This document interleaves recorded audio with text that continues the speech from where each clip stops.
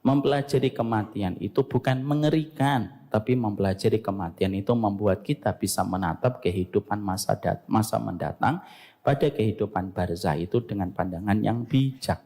Karena sekali lagi ya, semakin engkau tidak belajar tentang kematian, semakin engkau memusuhi kematian. Tapi semakin engkau mempelajari tentang kematian, semakin engkau akan mencintai kematian walaupun terkadang hadir rasa takut dan khawatir terhadap amal kita yang sedikit dan hadir rasa khawatir terhadap dosa-dosa kita yang masih banyak. Tapi kita selalu yakin rahmatnya Allah mengalahkan murkanya. Sekarang mari kita membahas urutan berikutnya. Kemarin kita sudah membahas tentang perkara-perkara yang menjadikan seseorang seketika mendapatkan kebaikan ketika perkara-perkara itu ditunaikan dan dikerjakan oleh sahibul ahl atau kepada keluarga ketika ada satu mayat itu meninggal dunia. Selamat datang di channel Langkah Iman Istiqomah. Jangan lupa like, komen, dan subscribe. Dan semoga kita semua mendapatkan ilmu yang bermanfaat. Amin. Innal hamdalillah wassalatu wassalamu ala Rasulillah wa ala alihi wa sahbihi wa man tabi'ahum bi ihsan ila yaumil qiyamah. Kepada keluarga besar Baitus Syakirin, kepada sahibul bait dan kepada seluruh penuntut ilmu yang hadir pada kesempatan siang kali ini. Semoga Allah senantiasa memberikan kepada kita satu anugerah yang besar, dan anugerah yang besar itu adalah ketika diterimanya amal ibadah kita kepada Allah. Tidak setiap orang yang beribadah langsung diterima dan langsung menyibukkan malaikat raqib. Tidak setiap orang yang menanam maka dia pasti panen. Tidak setiap orang yang mereka berbisnis pasti sukses dengan apa yang dia rintis. Dan tidak setiap bawahan ketika memberikan laporan secara otomatis atasannya menerima setiap laporan yang datang darinya. Ini merupakan sebuah perenungan bahwasanya tidak setiap ibadah yang kita lakukan itu dapat diterima oleh Allah. Karena menjadikan ibadah kita dapat diterima itu bukan perkara yang gampang, tetapi itu merupakan perkara yang sulit.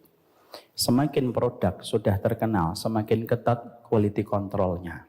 Dan ketika ada satu produk yang ada cacatnya, walaupun mata orang awam tidak melihat cacat itu, biasanya kuisi dalam satu perusahaan akan menjadikan barang itu tidak dijual di pasaran untuk menjaga kualitas nama pada produk yang mereka keluarkan.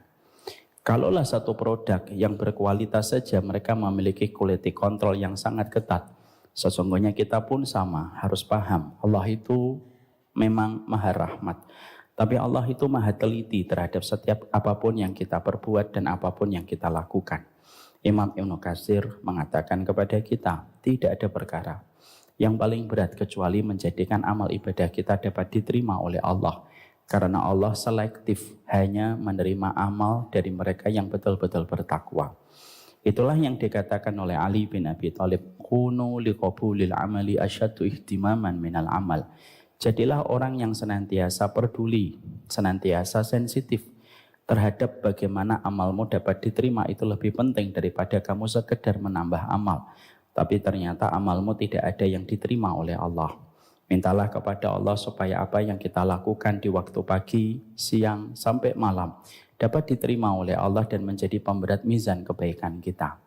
Orang yang rajin belajar belum tentu sukses pada masa studinya 3 tahun. Orang yang berbisnis belum tentu dia sukses di dalam bisnisnya. Orang beramal pun secara otomatis bukan berarti dia langsung diterima. Karena sekali lagi Allah tidak menerima amalan yang recehan dan Allah tidak menerima amalan yang sifatnya tidak sepenuh hati ketika dia melakukan semata-mata karena Allah. Ada satu kisah yang patut untuk menjadi sebuah refleksi untuk kita. Kisah ini saya baca di dalam kitab Al-Bidayah wa Nihayah. Tapi memberikan efek banyak sekali pada kehidupan kita kalau mau merenungkannya. Ada seseorang wanita yang terkenal dengan kedermawanannya, namanya Zubaidah. Beliau ialah yang membangun bendungan. Kalau kita melewati Arafah, lalu kita menuju kepada Mina, ada bendungan yang dulunya digunakan untuk memberikan pengairan kepada jamaah haji ketika mereka sedang melakukan perjalanan manasik haji. Sudah ribuan orang mendapatkan hadiah dari Zubaidah dengan kedermawanan hartanya. Ketika beliau meninggal dunia, Zubaidah ini datang ke mimpi salah satu saudarinya. Lalu saudarinya itu berkata kepada Zubaidah, apa yang telah Allah perbuat kepada apa yang telah kamu lakukan ketika engkau begitu dermawan? Maka Zubaidah ini berkata kepada saudarinya di dalam mimpinya, Allah tidak memberiku kecuali Allah membalasku terhadap amal yang aku lakukan sedikit. Bukankah engkau telah membangun bendungan? Bukankah engkau telah memberikan pengairan kepada ribuan jemaah haji? Maka Zubaidah berkata di dalam mimpi itu, sesungguhnya amal itu hilang karena aku melakukannya tercampur dengan segala macam riya. Tetapi Allah tetap mengasihiku, Allah tetap merahmatiku. Amalanku yang aku kerjakan secara konsisten ketika zikir sebelum subuh dan ketika sejenak berzikir setelah subuh, maka dengan itu Allah mengasihiku dan Allah memberikan kepadaku rahmat. Disitulah kita akhirnya belajar. Terkadang ada satu amal yang kita harapkan, tapi terkadang justru amal itu belum tentu menyelamatkan kita. Terkadang ada satu amal yang terkadang kita memandangnya sebelah mata, tapi justru amal itu memberikan keselamatan untuk kita. Dan itulah yang menjadikan kita berharap. Dari kisahnya Zubaidah yang diceritakan Imam Ibnu Katsir di dalam kitab Al-Bidayah wa Nihayah, disitulah kita paham. Ternyata yang paling sulit bukan sekedar beramal. Terkadang yang paling berat bukan sekedar kita melakukan ketaatan. Tetapi yang paling sulit dan yang paling berat adalah bagaimana menjadikan amal yang kita lakukan dapat diterima oleh Allah. Menjadikan malaikat raqib mencatat amal kita. Dan menjadikan amal itu menjadi pemberat mizan kebaikan kita. Itu yang paling sulit dan itulah yang paling berat. Itulah yang menjadikan kita memahami kenapa Hasan Al-Basri setiap hari Senin sore dan setiap Kamis sore, maka beliau banyak meneteskan air mata. Lalu ditanyakan kepada Hasan Al-Basri, ma yuhzinuka? Apa yang menjadikan kamu sedih, wahai Hasan Al-Basri? Hasan Al-Basri itu mengingatkan kepada kita. Lalu beliau menjawab dengan sebuah jawaban yang membuat kita sekali lagi pun merenung. Hasan Al-Basri itu mengatakan sesungguhnya setiap amal dilaporkan kepada Allah setiap hari Senin dan Kamis. Dan sesungguhnya aku khawatir ketika dilaporkannya amalku kepada Allah pada hari Senin dan Kamis, tetapi tidak ada satupun amal yang aku lakukan oleh Hasan Al-Basri yang diterima oleh Allah. Inilah yang menjadikan kita berdoa. Semoga kita sebagai seorang hamba selalu dirahmati oleh Allah. Diterima sholat kita, diterima puasa kita, diterima bagaimana hadirnya kita di majelis ilmu. Karena sesungguhnya itulah perkara yang paling berat.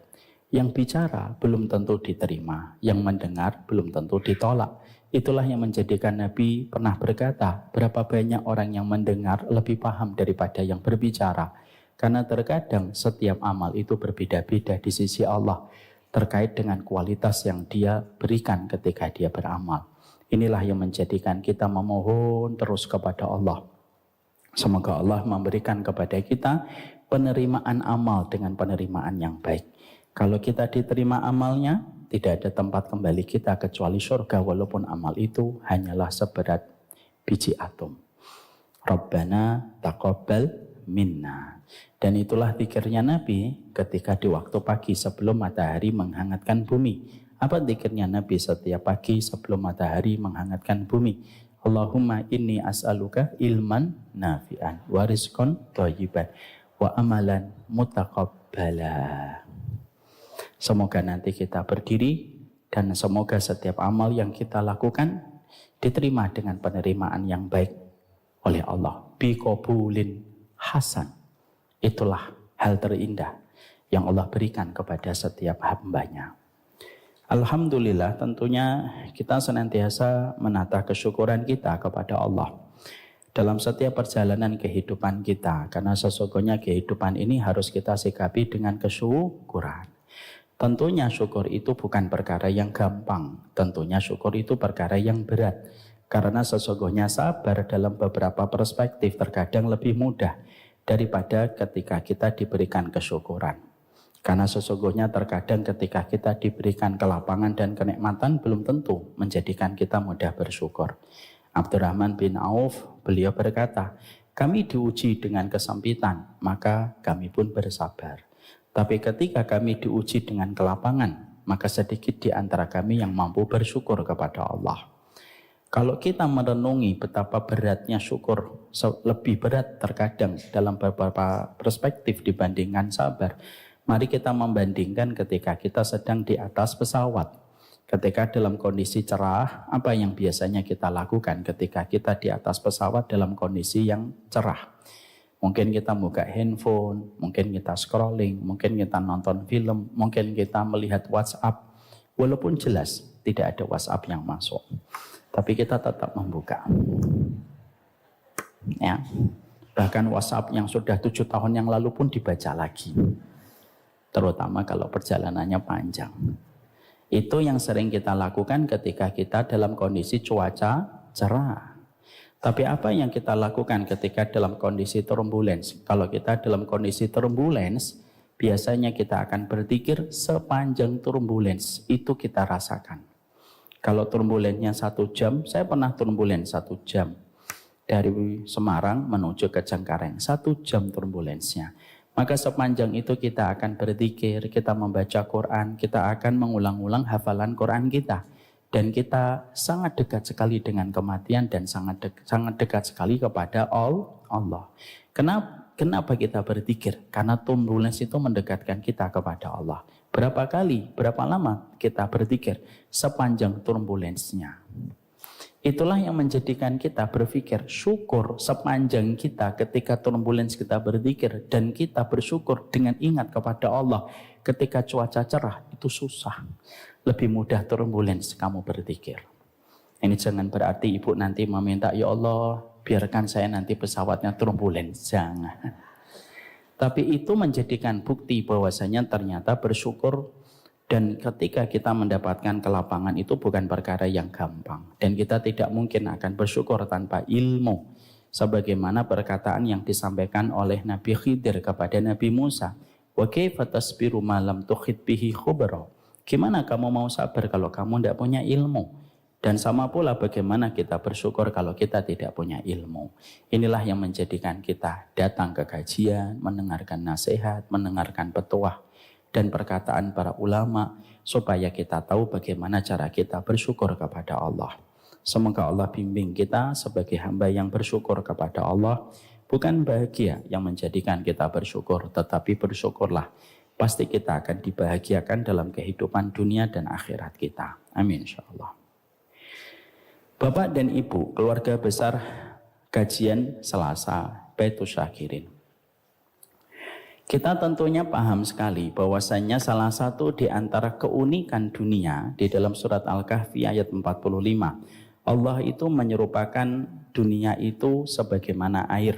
Sebagaimana yang kita baca pada satu surat yang sering kita ulang setiap hari Kamis malam. Wadrib lahum masalul hayati dunya kama in anzalnahu minas sama. Sesungguhnya kami membuat perumpamaan dunia itu sebagaimana air yang kami turunkan dari langit. Di situ kita menangkap korelasi antara dunia dengan air. Karena yang menyerupakan dunia dengan air itu adalah Allah. Dan kita harus tahu kenapa Allah itu menyerupakan dunia itu sebagaimana air. Sebagaimana yang harus kita mengerti tentang perumpamaan ketika Allah menyerupakan di antara keduanya. Imam Qurtubi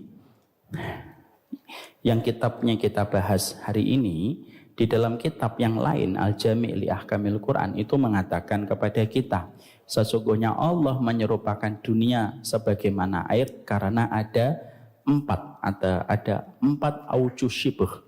Ada 4 kemiripan dan keserupaan antara dunia dengan air yang tentunya harus kita paham. Yang pertama, apa keserupaan dunia itu sebagaimana air? Yang pertama, sesungguhnya dunia itu tidak pernah setia. Sebagaimana air tidak pernah setia kepada pemiliknya. Makanya ketika kita mendapati air itu tidak pernah setia di satu tempat. Kecuali air itu selalu turun dari tempat yang tinggi menuju kepada tempat yang rendah. Dunia pun sama, dunia itu tidak pernah setia. Adakah dunia yang setia kepada pemiliknya? Tidak ada. Uang 100.000 yang ada di kantong, tidak ada uang 100.000 di kantong ketika kita keluarkan, maka dia menarik baju kantong kita dan tidak mau diberikan kepada orang lain. dia akan pasrah ketika diserahkan kepada orang lain. Karena sesungguhnya itulah dunia, tidak ada kesetiaan. Sama sesungguhnya air itu tidak pernah setia. Air ini kalau saya senggol, pasti air itu akan tumpah dari tempat yang tinggi ke tempat yang rendah. Dan dia tidak ada air itu ketika turun, dia menolak gaya gravitasi. Dia mencoba merangkak naik. Tidak ada. Karena sesungguhnya sama, dunia itu tidak pernah setia, air itu pun tidak pernah setia. Yang kedua, dunia itu diserupakan oleh Allah sebagaimana air karena sesungguhnya dia itu sejatinya menguap. Apa yang kita lihat bagus hari ini belum tentu dipandang bagus 10 tahun yang lalu. Sebagaimana ketika kita melihat air, air itu selalu menguap. Air itu selalu menguap.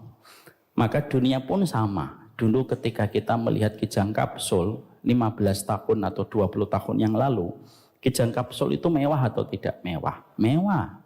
Tapi coba sekarang kijang kapsul kalau dibawa ke Jakarta, pasti pemeriksaan kalau masuk hotel paling lama. Karena dicurigai mungkin membawa sesuatu yang membahayakan. Padahal kijang kapsul dulu sangat mewah, tapi seiring waktu dia menguap. Semua tren yang dianggap sangat mewah pada kijang kapsul hilang setelah berlalunya 20 tahun.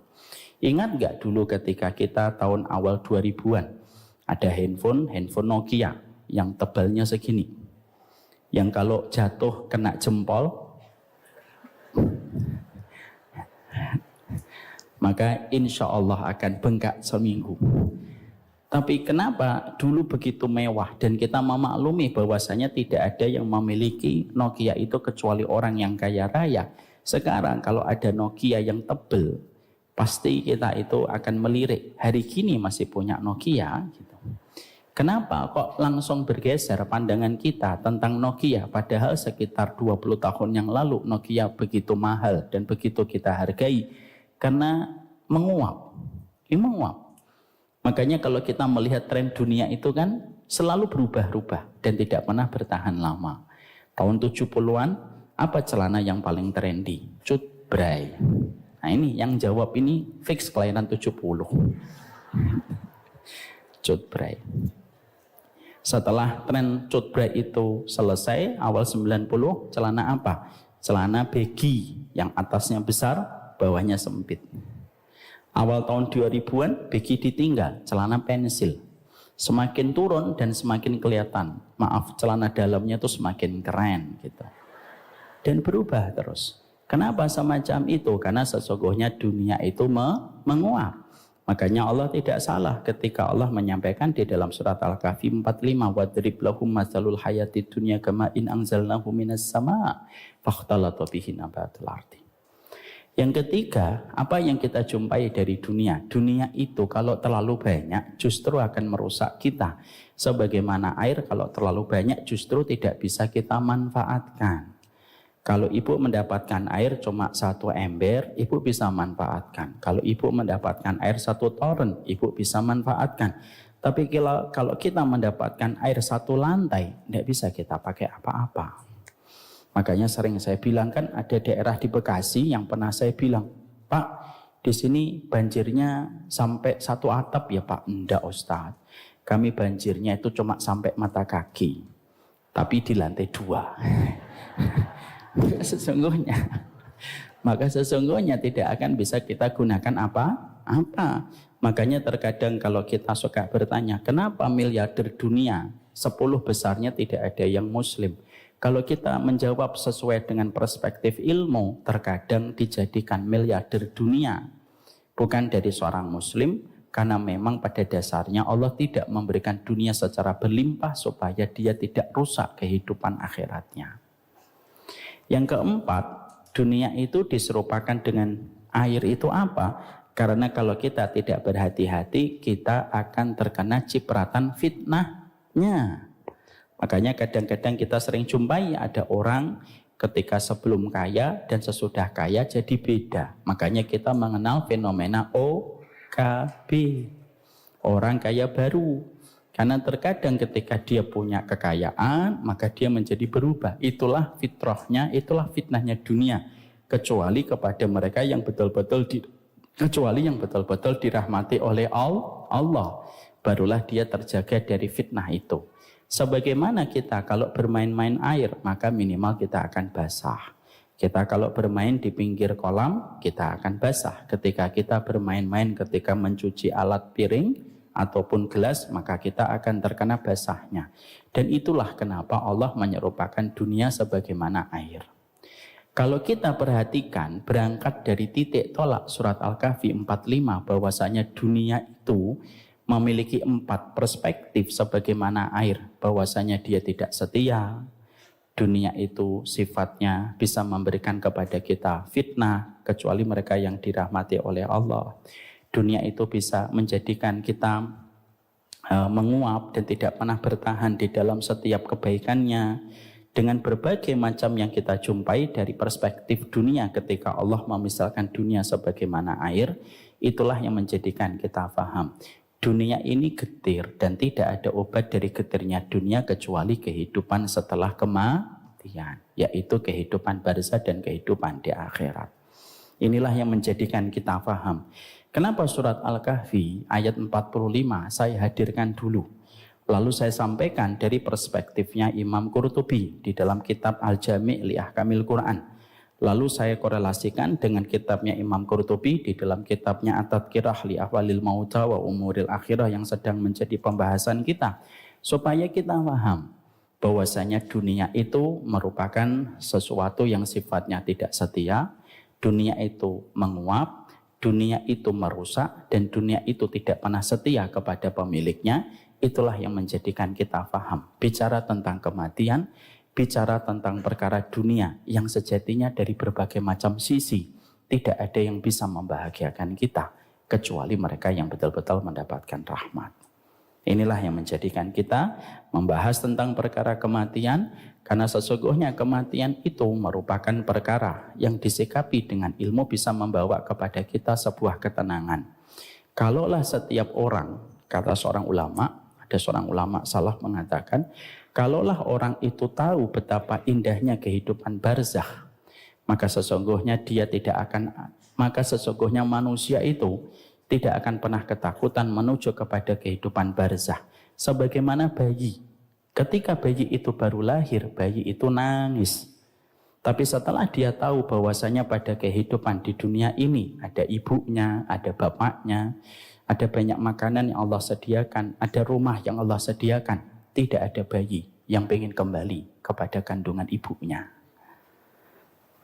Sebagaimana kita mendapati kehidupan barzakh, kalau kita sikapi dengan ilmu, orang yang mati itu tidak ada yang ingin balik ke dunia setelah mereka mengetahui apa yang ada pada kehidupan barzakh. Kenapa orang itu memusuhi kehidupan kubur dan melihat kubur itu dari sisi yang horor? Karena dia tidak memahami kuburan dan barzakh dari perspektif sunnah. Sehingga akhirnya menjadikan seseorang itu benci kepada kematian dan membenci setiap proses yang berkaitan tentang kehidupan barzakh. Ada satu kaidah yang selalu saya sampaikan. Al-insanu atuwun ma jahila. Sesungguhnya manusia itu punya kebiasaan tabiat yang jelek. Tabiatnya apa? Memusuhi apa yang dia tidak ketahui. Padahal kata para ulama salaf tadi indah betul. Saya ketika membaca perkataan ulama ini, saya tertegun. Kalaulah setiap mukmin mengetahui apa yang Allah persiapkan di barzakh, maka dia tidak ada orang mukmin yang tidak ada orang mukmin yang membenci kehidupan kematian. Persis sebagaimana bayi. Bayi itu sehangat apapun rahim memberikan kepadanya kehangatan. Tapi setelah dia lahir, tidak ada bayi yang ingin kembali kepada rahim ibunya. Makanya ilustrasinya kadang-kadang begini. Ada 2 bayi kembar di dalam rahim ibunya. Ilustrasinya 2 bayi ini ngomong. Yang satu ngomong tentang kehidupan setelah kehidupan di alam rahim.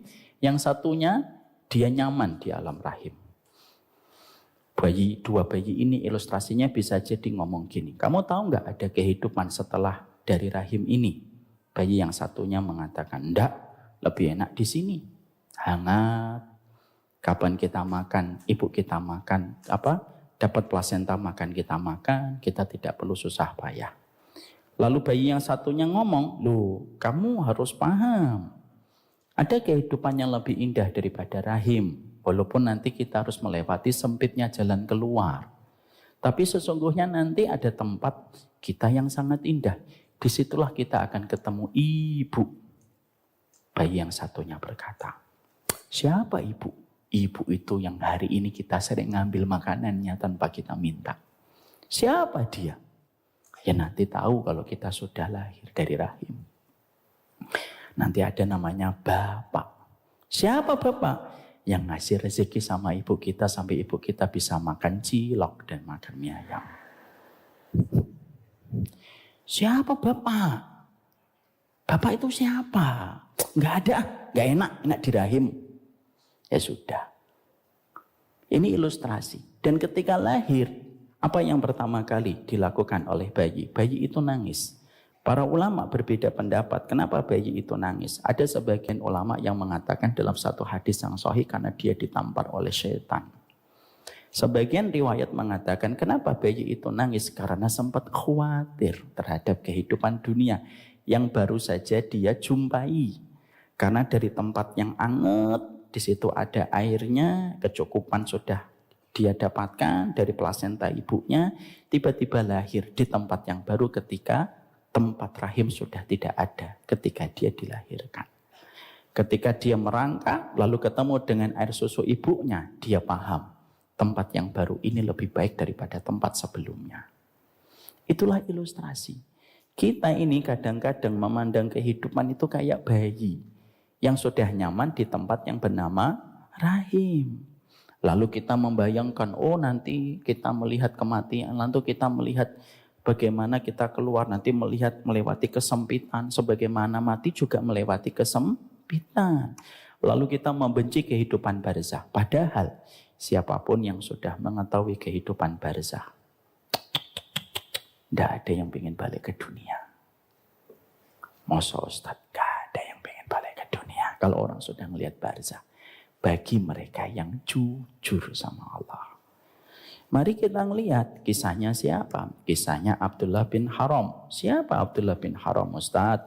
Abdullah bin Haram itu bapaknya Jabir bin Abdillah. Dalam satu riwayat, di dalam tafsir Imam Ibnu Katsir, di dalam surat Ali Imran 169. Nanti dibuka tafsirnya. Dibuka pola plastiknya. Dan dicek out Shopee-nya.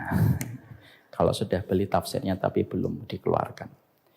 Di dalam penjelasan tafsirnya dijelaskan ada seseorang yang terentah namanya Abdullah bin Haram, ibu dan bapak. Abdullah bin Haram ini sudah tua dan sebenarnya sudah dieksekius dari medan jihad. Mendapatkan pengecualian, tidak usah jihad. Tapi Abdullah bin Haram itu tetap mau jihad. Karena cintanya beliau kepada Allah dan rindunya yang besar kepada Allah. Akhirnya dipersilahkan untuk berjihad. Di dalam jihadnya pada perang Uhud, akhirnya Abdullah bin Haram itu meninggal dunia. Dan ketika beliau meninggal dunia, kita harus paham culture-nya orang-orang jahiliyah dulu. Kalau mereka menang, mereka mencincang dan memutilasi setiap jasad dari musuh-musuh mereka. Maka sesungguhnya Abdullah bin Haram, bapaknya Jabir bin Abdillah.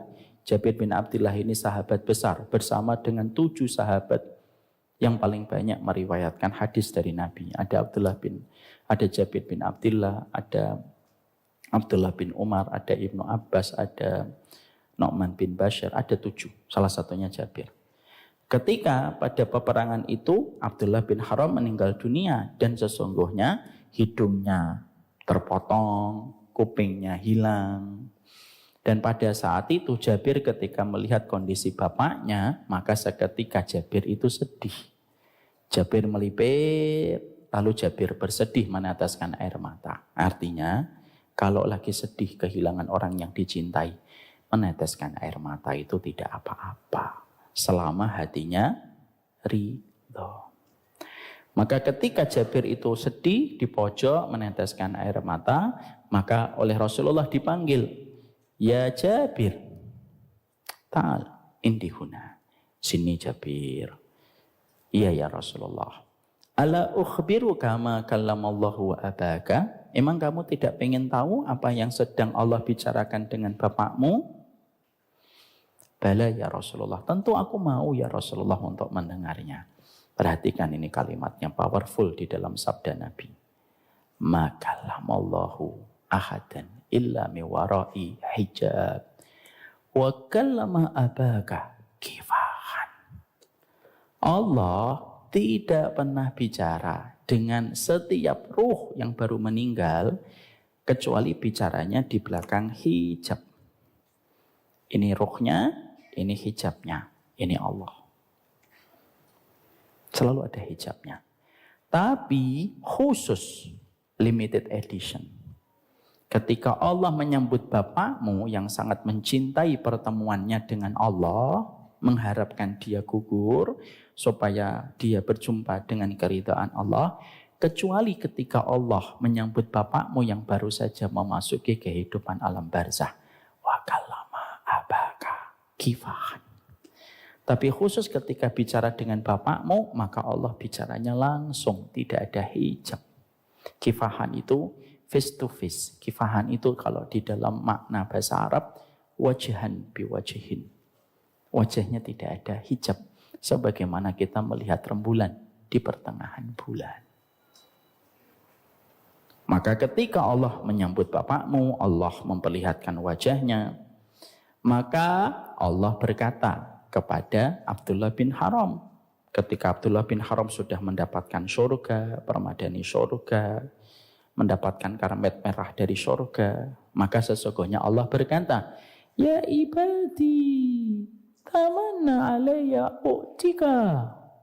Hambaku, minta apa? Aku kasih. Maka Abdullah bin Haram tidak ingin apa-apa, sudah dapat surga. Dia tidak ingin balik ke dunia. Ya Allah, saya sudah mendapatkan surga, apalagi? Lalu Allah berkata, tamanna alayya u'tika. Ayo minta lagi, aku kasih. Akhirnya ketika Abdullah bin Haram mendapatkan tawaran kedua kali oleh Allah di situ, Abdullah bin Haram lalu berkata, kalau aku boleh meminta, ya Allah kembalikan aku ke dunia supaya merasakan nikmatnya mati syahid. Dia ingin balik ke dunia, tidak ingin balik ke rumahnya. Dia ingin balik ke dunia, tidak ingin ketemu dengan bisnisnya. Karena semuanya itu sudah jadi tidak berharga. Dia hanya ingin balik ke dunia supaya merasakan mati syahid.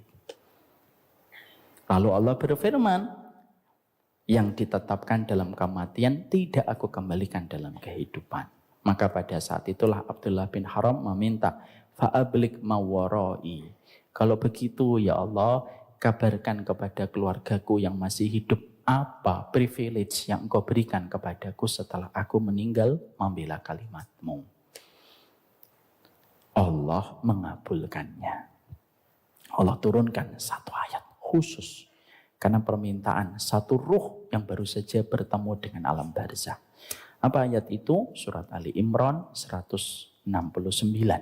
وَلَا تَحْسَبَنَّ الَّذِينَ قُتِلُوا فِي سَبِيلِ اللَّهِ أَمْوَاتٌ بَلْ أَحْيَاءٌ عِندَ رَبِّهِمْ يُرْزَقُونَ. Jangan kamu ngira sekali-kali orang yang terbunuh di jalan Allah itu mati, tetapi dia hidup di sisi Allah dalam kondisi diberikan rezeki oleh Allah. Jadi dari dalil itu seluruh para ulama itu mengatakan gak ada orang di alam barzah itu pengen balik. Makanya sekalinya balik, ibu dan bapak ketakutan kan? Coba kalau kita memejamkan mata orang yang baru meninggal dunia. Innalillahi. Buka mata lagi, kabur bareng-bareng kita.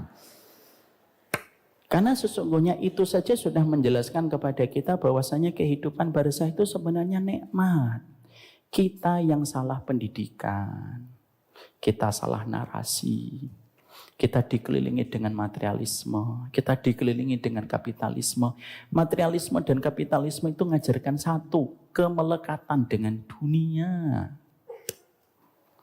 Sehingga ketika melekat dengan dunia, dunia itu membenci barzah. Dunia itu membenci kuburan.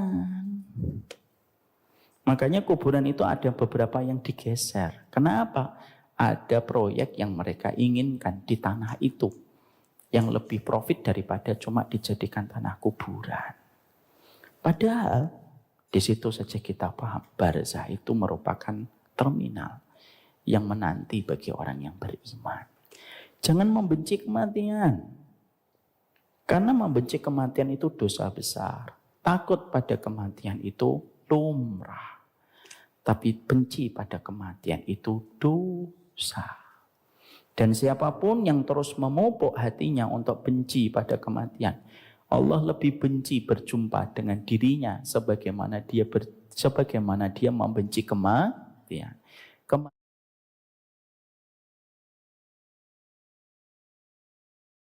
Diatur seatur-aturnya oleh Allah bersama para malaikat. Kalau kehidupan dunia diatur oleh manusia dengan berbagai macam ragam sifat dan karakternya. Ada yang berbuat kerusakan, ada yang membuang sampah, ada yang melakukan tindakan maksiat. Itu dunia. Tapi barzah itu Allah yang ngatur. Makanya indah.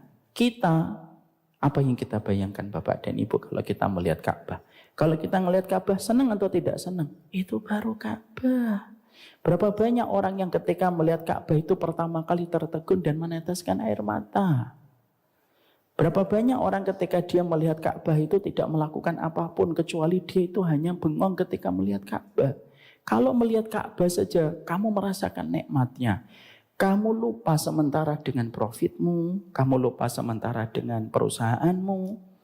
Kehidupan barzah pun sebenarnya luar biasa indah. Untuk siapa?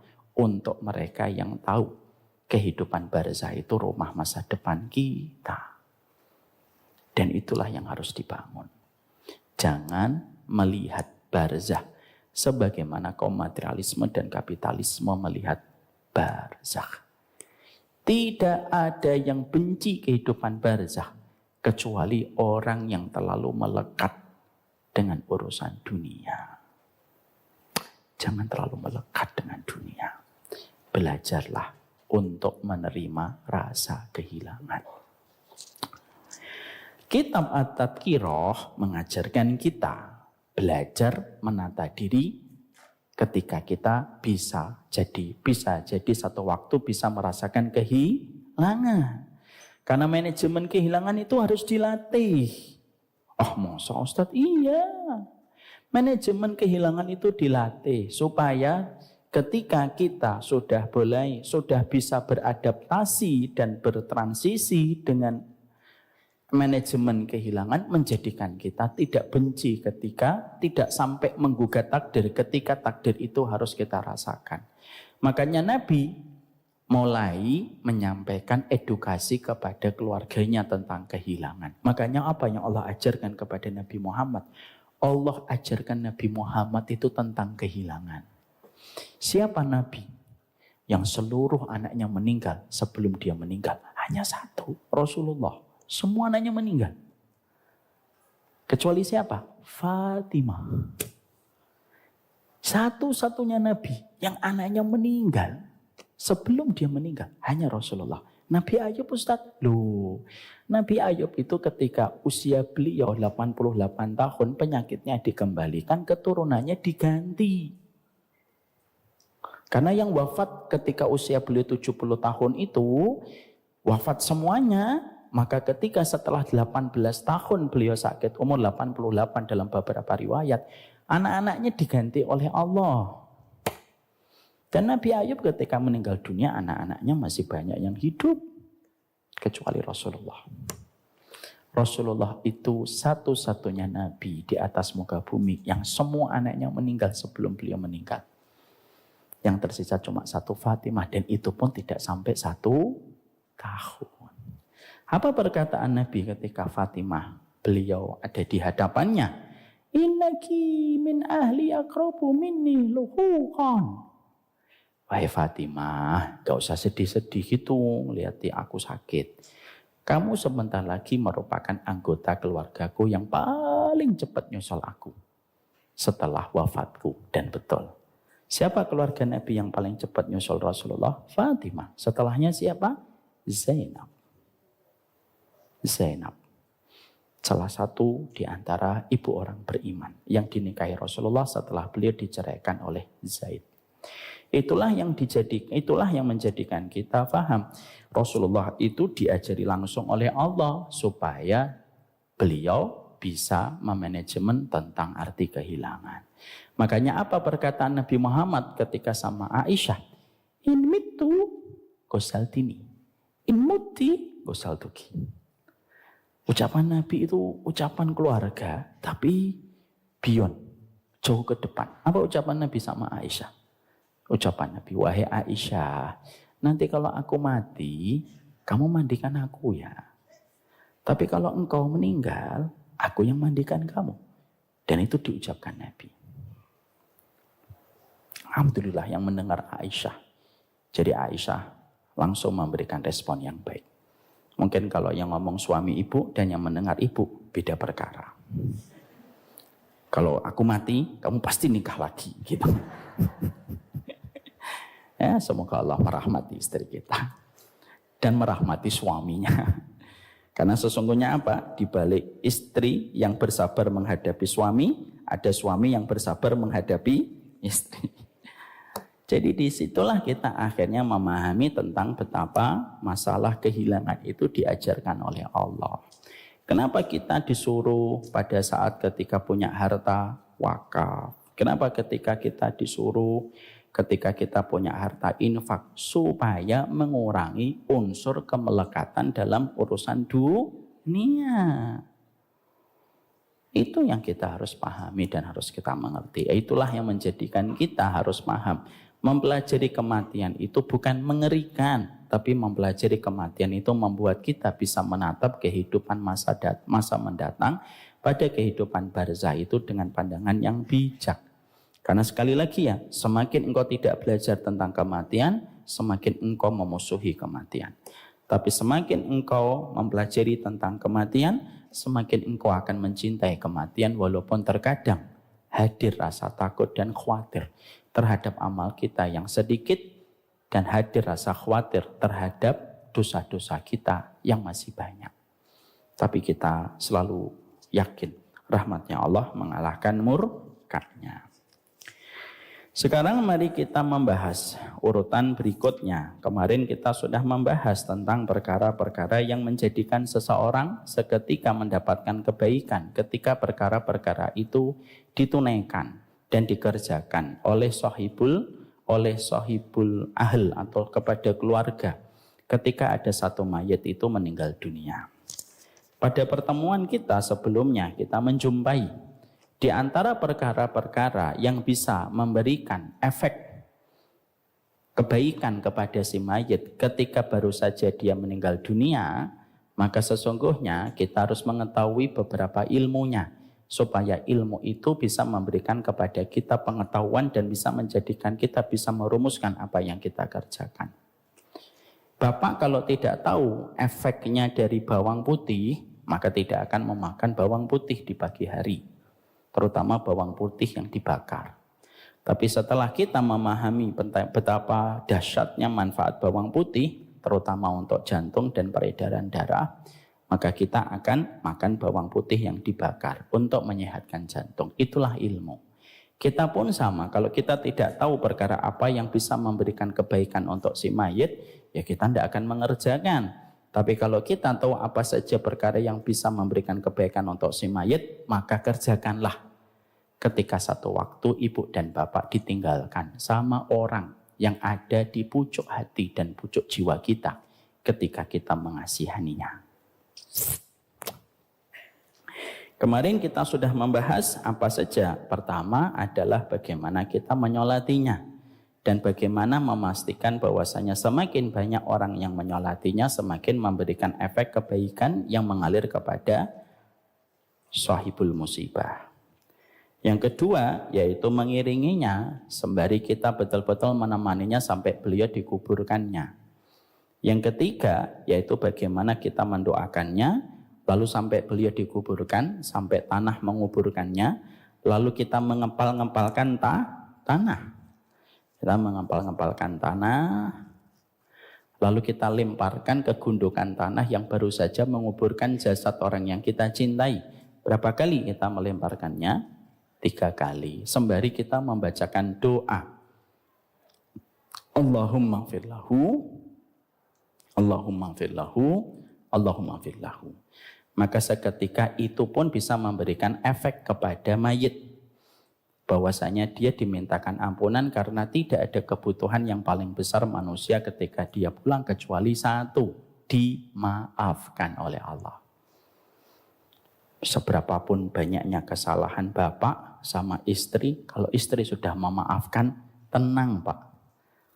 Pulangnya juga nyaman. Bapak salah, salahnya banyak Pak.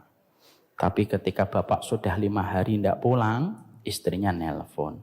Sudah Bi, pulang Bi. Aku maafin semua kesalahanmu. Kira-kira kita pulangnya tenang atau tidak tenang? Tenang. Kenapa? Maafnya sudah kita kantongi.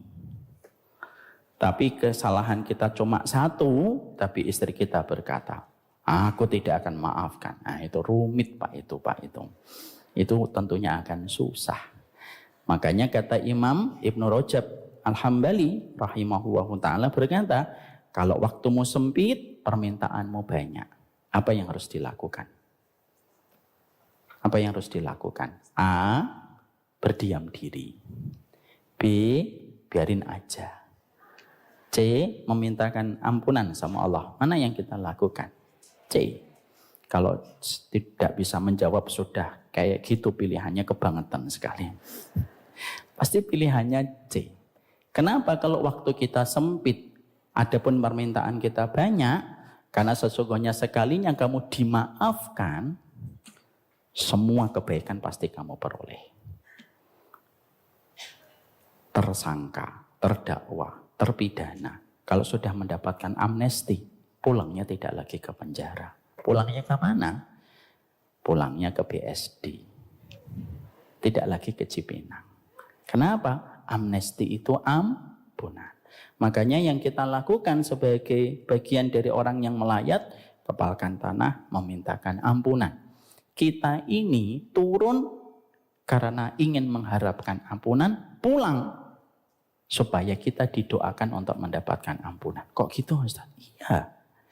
Pertama kali urusan manusia itu urusan ampunan, Ibu dan Bapak. Makanya ketika sebelum Nabi Adam turun ke atas muka bumi, apa yang Allah ajarkan kepada Nabi Adam? Yang diajarkan oleh Allah kepada Nabi Adam sebelum Nabi Adam diturunkan. Ada sebagian riwayat ketika Nabi Adam baru turun. Cek. Di situ Allah mengajari satu hal kepada Nabi Adam sebelum peradaban manusia dimulai. Apa yang diajarkan oleh Nabi, diajarkan oleh Allah kepada Nabi Adam. Akhirnya lahirlah firman Allah, fatalaqa Adamu mir rabbihi kalimatin fataba alaihi innahu huwat tawwabur rahim. Fatalaqa Adam menerima satu kalimat. Dari kalimat itu diterima taubatnya.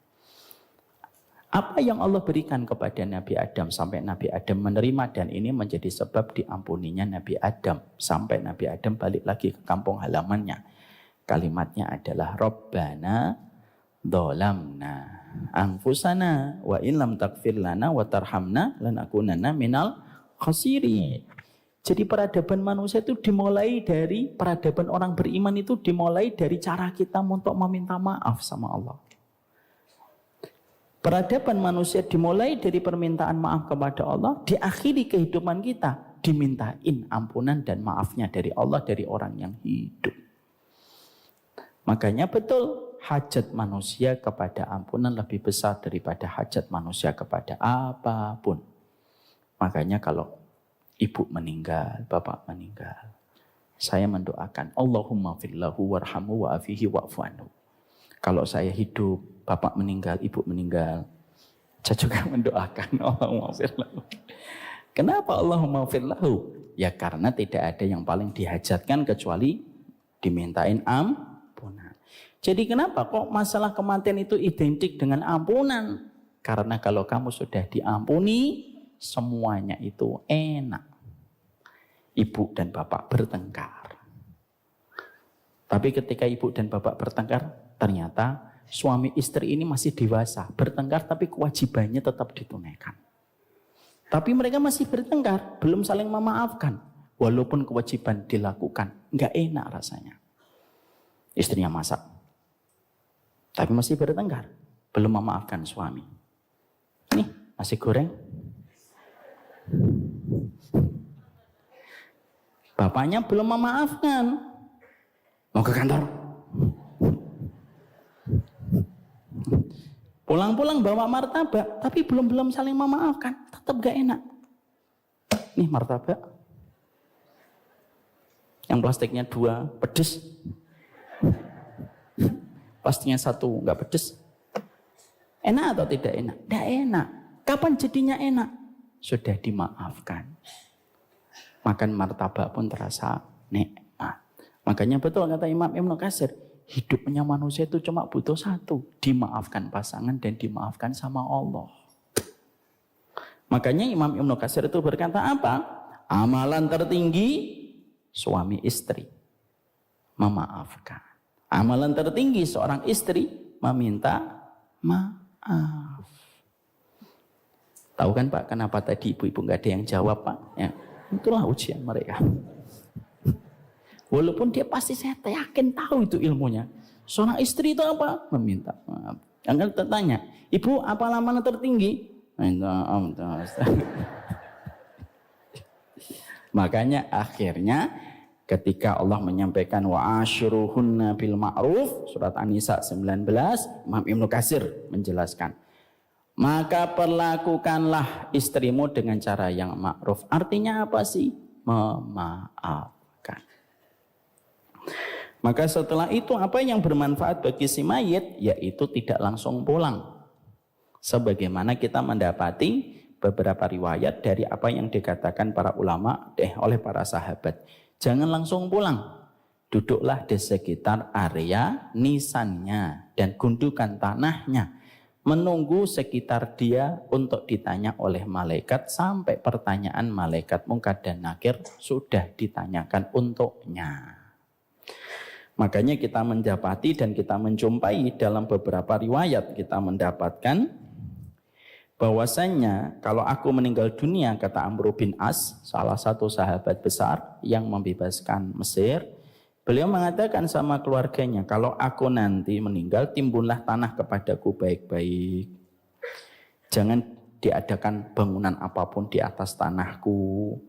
Maka sesungguhnya kalau kalian sudah menutupiku dengan tanah, duduklah di dekat kuburanku sepanjang waktu ketika seseorang menyembelih hewan kurban dan membagikan kepada fakir miskin. Riwayat ini dalam beberapa riwayat disampaikan oleh Ibnu Abdul Mubarak di dalam kitab Zuhud dengan sanad yang hasan. Makanya kalau ada anggota keluarga kita atau sahabat kita, teman akrab kita meninggal dunia, jangan langsung pulang. Kalau engkau memiliki kelonggaran waktu, duduklah sebentar. Menemaninya sembari kita mendoakan. Allahumma firlahu, Allahumma sabbit lahu, Allahumma firlahu. Nas'alullaha at-tasabbut, nas'alullaha as-sabat lahu. Sebutkan namanya. Ya Allah, teguhkanlah dia. Namanya sebutkan. Misalkan namanya Sabto. Ya Allah, teguhkanlah Sabto. Walaupun dia sering menyakitiku ketika di dunia, maka teguhkanlah. Gitu. Ya Allah, kalau yang meninggal Bobi, mana Bobi? Nggak ada ya. Malah meninggal Bobi, ya Allah teguhkanlah Bobi. Kapan? Sampai seukuran waktu ketika panitia menyembelih kurban dan kurbannya dibagikan kepada fakir miskin. Sebagian para ulama itu waktunya kira-kira berapa? Kira-kira. Kalau penyembelih kurban, motong kurban, membagikan. Kalau yang dipotong itu kambing, ya kira-kira 45 menit. Makanya kemarin ketika ada anggota, ada sahabatnya istri saya, suaminya meninggal dunia, maka istrinya saat itu saya beritahu, duduklah di kuburan beliau sampai sekitar 1 jam. Mintakanlah kepadanya ampunan. Karena sesungguhnya para ulama dan para sahabat Mereka dulu memberikan wasiat semacam itu kepada keluarganya ketika mereka meninggal dunia. Maka setelah kita membahas itu pada kesempatan dulu, maka sesungguhnya saya ingin membahas bagaimana dengan talqin mayit. Bagaimana dengan talqin mayit? Setelah kuburan itu, setelah jasadnya dimasukkan ke dalam kuburan, lalu akhirnya ditimbun, lalu biasanya kan ada tausiah. Tausiah itu boleh nggak dilakukan di atas kuburan? Boleh, sebagaimana Rasulullah memberikan mau'idhah dan memberikan peringatan kepada halayak para orang yang takziah atau zairin, maka sesungguhnya kita boleh memberi nasihat. Setelah dimakamkan, kita memberikan nasihat apa yang perlu kita sampaikan kepada setiap halayak orang yang ziarah, supaya yang ziarah bukan hanya mengingatkan hatinya tentang kematian, tetapi supaya dia paham hakikat kematian itu apa yang baru saja dia lihat dan dia jumpai dari orang yang dia kenal.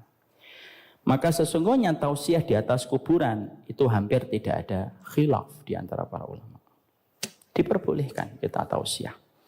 Tentunya tausiahnya tidak terlalu panjang. Jangan sampai tausiahnya sampai 2 jam. Gitu.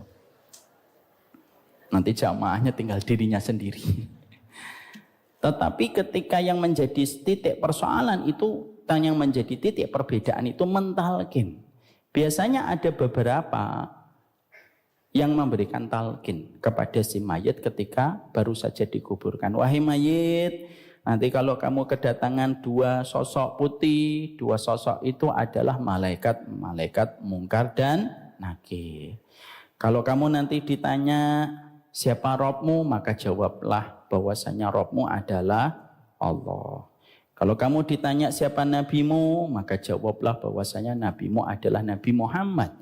Kalau kamu ditanya siapa imammu, maka imammu adalah Al-Quran. Dan kalau kamu ditanya apa agamamu, maka jawablah Islam agamamu. Itu namanya talqin. Nah, talqin ini saya bedah dulu, Pak. Supaya kita harus belajar mengembalikan segala sesuatu dengan ilmunya. Talqin ini secara harfiah, lughah, dan bahasa. Talqin itu dari kata laqqana yulaqqinu. Yaitu adalah membimbing orang untuk mengucapkan sesuatu. Misalkan bapak ngajarin anaknya, nak baca doa, Bismikallahumma amutu wa ahya itu namanya talqin. Jadi talqin itu ngajarin, dan talqin itu jangan identik dengan kematian. Apapun selama saya ngajarin itu namanya talqin. Ya. Ustaz, doanya ini saya belum paham. Ayo kita baca bareng-bareng. Allahumma itu namanya talqin secara bahasa. Ketika di sini talqinul mayyiti itu mentalqin mayit. Nah, di sini ada titik perbedaan. Ada 3 madhab di dalam urusan masalah talqin. Kalau kita mendapati, sebelum saya menjelaskan 3 madhab di dalam urusan talqin, saya ingin menyampaikan kepada Bapak dan Ibu dulu. Kita mulai dengan satu kaidah. Fikih itu luas, yang sempit itu hati kita. Ini harus kita pegang dulu. Ijtihad itu terkadang berbeda-beda. Kenapa kok terkadang menimbulkan praktek yang berbeda? Karena terkadang banyak sebab. Salah satunya penetapan hadisnya. Sebagian menetapkan hadisnya sahih, sebagian menetapkan hadisnya tidak sahih. Itu terkadang berakibat kepada keputusan hukum yang berbeda. Paham di sini, Bu? Jadi kita tidak bisa paksakan bahwasanya semuanya itu merupakan satu ijtihad, satu pendapat. Tidak bisa. Imam Malik itu pernah ditawari supaya bukunya, yaitu Al-Muwatta, dijadikan standar tunggal di dalam pengajaran pada saat beliau hidup. Tapi beliau menolak. Jangan jadikan kitab Muwatta menjadi standar tunggal orang memahami masalah-masalah agama. Karena setiap orang sudah tersebar dan mereka sudah membawa pemikirannya mereka masing-masing. Jadi kita harus paham itu. Supaya nanti kita tidak menyikapi perbedaan fikih sebagaimana kita menyikapi antara urusan keimanan dan kekufuran. Ya, salah. Nyikapin masalah ijtihad sama dengan kamu menyikapi antara iman dan kufur. Itu salah. Nanti lama-lama kita bisa terperosok kepada satu pemikiran berbahaya yang bisa kita sebut dengan kata khawarij.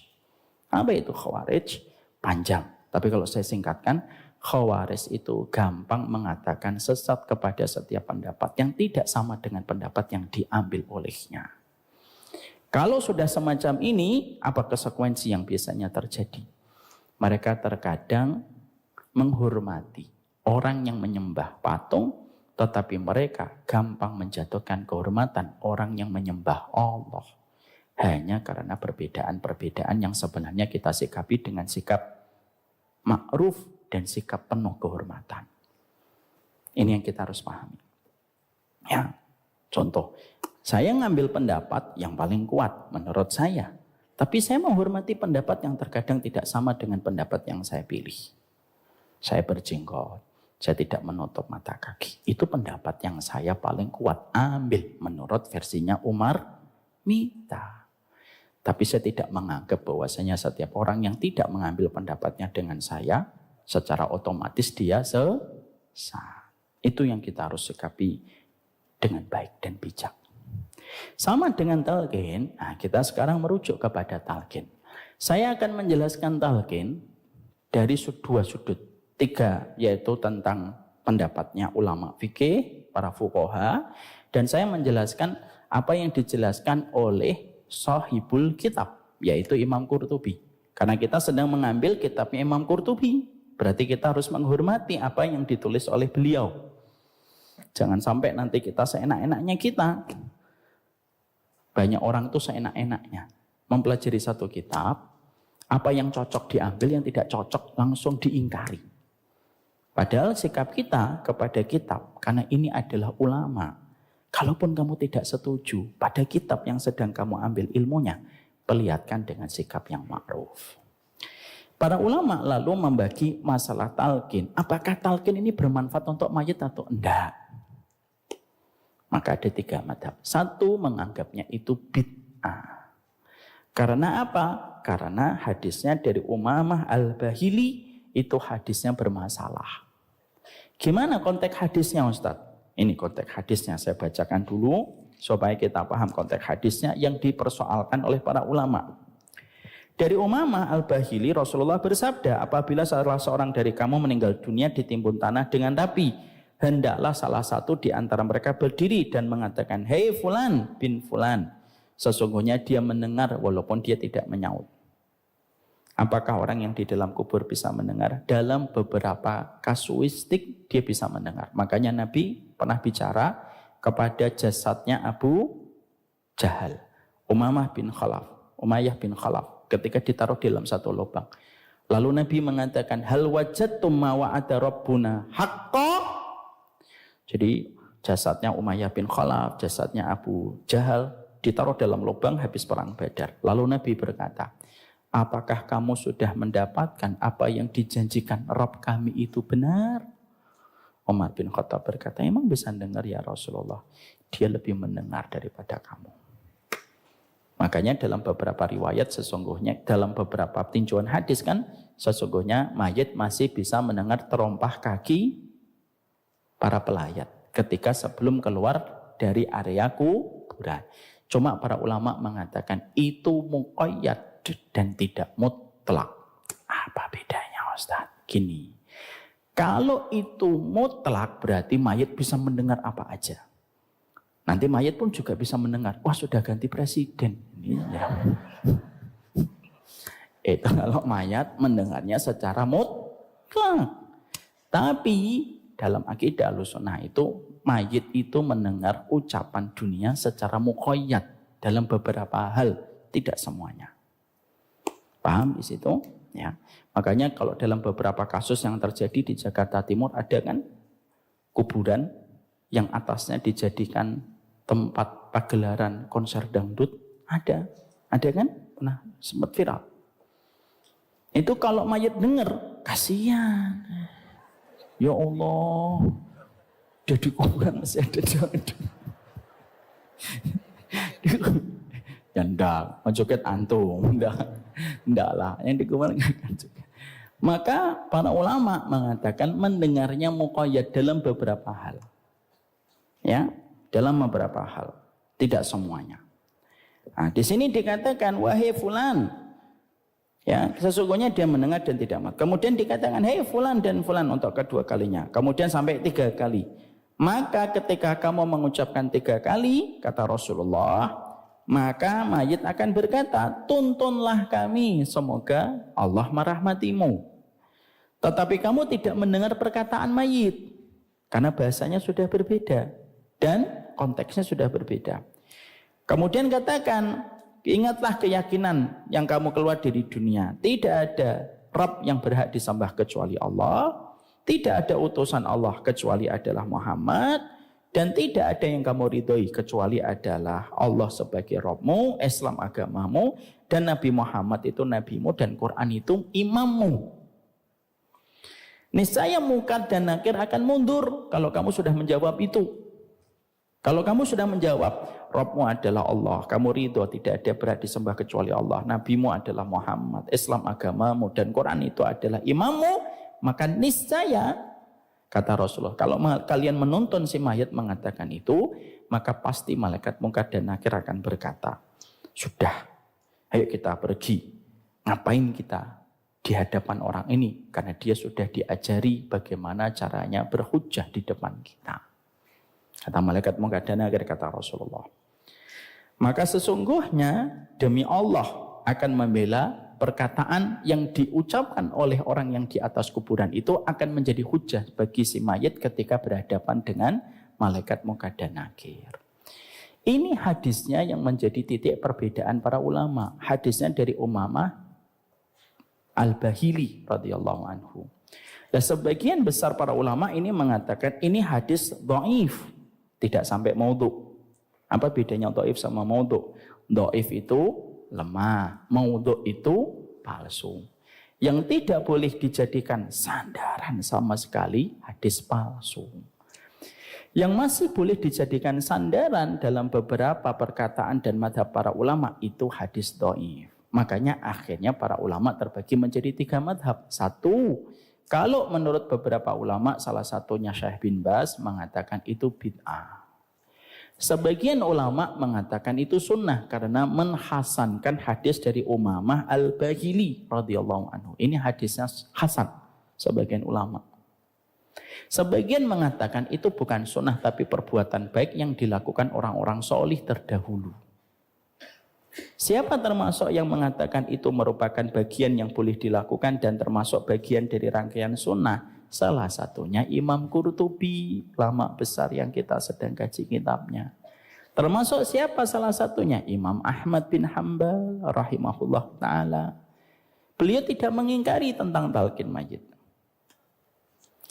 Oleh karena itu masalah ini akhirnya kembali kepada kita. Silakan untuk memilih di antara keduanya.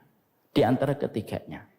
Makanya saya tadi sampaikan di sisi yang lainnya, kalau kita melihat kepada Imam Qurtubi beliau menghasankan hadis itu dan menjadikan hadis itu menjadi pegangan dan petunjuk bahwasanya beliau termasuk yang menyarankan kalau mayit itu baru meninggal dunia diadakan talqin.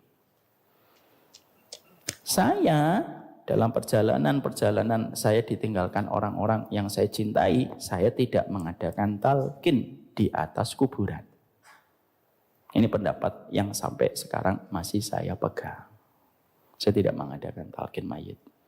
Ibu saya meninggal, saya tidak mengadakan talqin mayit. Saya memang tausiah di atas kuburan, tapi saya tidak mentalqin. Ya, ucapan talqin ini kita realisasikan pada kehidupan. Ketika masih hidup, saya selalu ngomong, nanti Bu ada namanya kehidupan barzah, saya sampaikan. Makanya maaf ya, yang masih punya orang tua, yang paling tidak menjadi perbedaan dan perdebatan para ulama apa? Ngajarin talqin kepada calon mayit ketika masih hidup. Jelas nggak ada perbedaan. Bapak saya ketika sakit, 21 hari di rumah sakit, ada beberapa waktu beliau siuman dan sadar. Nah itu saya kasih, Pak, nanti di dalam kubur, walaupun saya tidak bermaksud ya Bapak, tapi saya harus sampaikan ini. Kalau di dalam kubur nanti ada pertanyaan malaikat mungkar dan nakir. Walaupun Bapak saya ngomong sudah tahu nak, ya saya ulang-ulang untuk kita Pak. Mengajarkan itu kepada ibu dan bapak kita sebelum mereka meninggal dunia, boleh atau tidak boleh? Boleh. Ada perbedaan para ulama di situ? Nggak ada. Yang terjadi perbedaan itu kalau sudah meninggal dunia, apakah itu ngefek atau tidak? Sama si mayit. Kalau sebagian ulama mengatakan hadisnya hasan, kayak Imam Ahmad, kayak Imam Qurtubi, maka itu memberi efek pada si mayit. Tapi kalau kita mengatakan hadisnya dhaif dan kita lebih kuat dan condong untuk tidak melakukan itu karena Nabi tidak melakukan itu, karena hadisnya adalah dhaif, ya tidak usah dilakukan. Dan kita sama-sama menghormati. Dan tidak usah bagi kita langsung mengatakan, kemarin kalau yang dia pas mati tidak sunnah. Ada talqinnya. Kalau yang itu ada sunnahnya, jangan gitu. Kembalikan kepada literasi. Salam literasi, salam toleransi. Perkataan sopo itu. Tapi itu juga layak. Tapi kalau memang tidak ada dan memang tidak ada perbedaan, ya harus kita katakan tidak ada perbedaan. Menyalakan api di atas jenazah, jelas tidak ada bid'ah. Kalau memang tidak ada perbedaan para ulama, yang tidak ada. Ini apa? Nyalakan musik kesukaannya, jelas nggak ada. Dia dulu suka dengan apa itu? Ahmad Albar. Jangan. Kalau memang tidak ada, tidak ada. Tapi kalau ada perbedaan kita sikapi dengan adanya perkara itu. Setelah kita memahami itu, maka kita akan teruskan pahamnya tentang masalah ini supaya kita jangan sampai akhirnya ngotot dan akhirnya kita gampang untuk bertikai dan bermusuhan. Berbeda itu fitrah. Bertikai itu haram. Berbeda tidak selalu harus bertikai. Ya, makanya saya sering nyampaikan kan Bapak dan Ibu, saya dulu pernah dapat pertanyaan dari jamaah bapak-bapak di Rawamangun. Ustadz, ada orang itu kalau di samping saya, dia kalau tasyahud itu digerak-gerakkan. Saya tidak khusyuk Ustadz, gimana ya nasihatin orang kayak gitu? Saya ngomong, lah ngapain Bapak ngeliatin? Ya Bapak fokus saja ngeliat miliknya Bapak. Saya dulu, ini sebagai pengalaman, ya sebagai penuntut, saya itu kan penuntut ilmu kecil lah. Saya dulu termasuk yang menggerak-gerakkan. Tapi sekarang tidak termasuk yang menggerakkan. Kenapa Ustadz? Nah, itu panjang dan bukan pembahasan tentang kematian. Nah. Penasaran ya? Penasaran. Kapan-kapan kita bahas. Sekarang mari kita menuju kepada hal-hal yang bisa langsung bisa memberikan efek kemadharatan bagi mayit ketika baru meninggal dunia. Setelah kita membahas tentang apa saja yang bisa memberikan efek kebaikan kepada si mayit, apa perkara yang langsung memberikan efek kemadharatan bagi si mayit ketika baru meninggal dunia. Satu, yaitu ketika kita niyahah selaku keluarga yang mencintainya.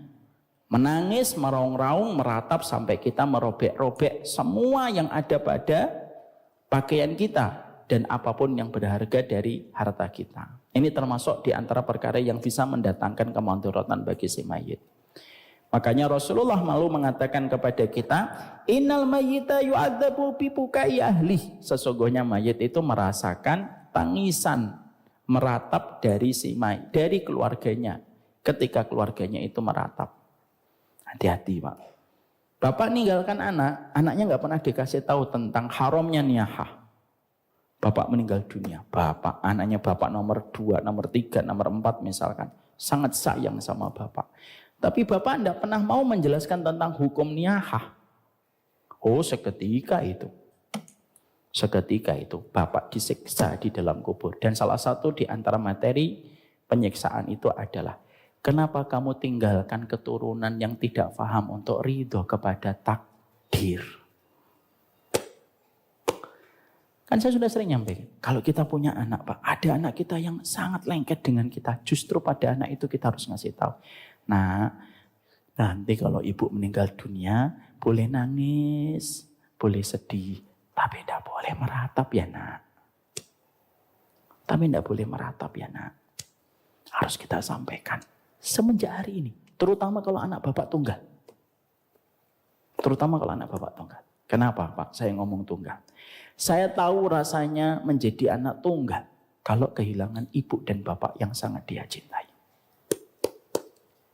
Saya punya 2 kakak cerebral palsy yang tidak bisa saya ajak bicara. Makanya ketika ditinggalkan ibu dan terutama ketika ditinggalkan bapak. Saya tahu rasanya beratnya luar biasa. Kalau misalkan anaknya 3, 4, 5 gitu. Mereka bisa berbagi tangisan dan berbagi kesedihan dan mengulang-ulang memori-memori lingkaran kebaikan. Tapi kalau seorang diri, sama siapa ceritanya? Sama tetangga, tetangga tidak mencintai bapak ibunya sebagaimana dia mencintai. Terutama anak kita kalau sendirian. Maka pastikan kalau ada anak yang paling lengket sama kita. Kita pergi sebentar dia gelisah. Kita pergi 2 hari dia terus menanyakan. Nah itu sama anak itu didekap pelan-pelan. Nah kalau nanti tiba-tiba Abi meninggal mendadak. Pertama ya nak jangan niyaha. Boleh sedih, boleh neteskan air mata, tapi tidak boleh nangis berlebihan. Yang kedua, termasuknya itu apa? Yang kedua, yaitu adalah terjatuh di dalam kemaksiatan-kemaksiatan besar. Yang itu bisa menjadi sebab ditanyakan kepadanya kenapa dia meninggalkan keluarga yang tidak patuh kepada akidah dan tidak taat kepada sunnah. Kenapa? Wa naktubu ma qaddamu wa asarahum. Surat Yasin ayat yang ke-12.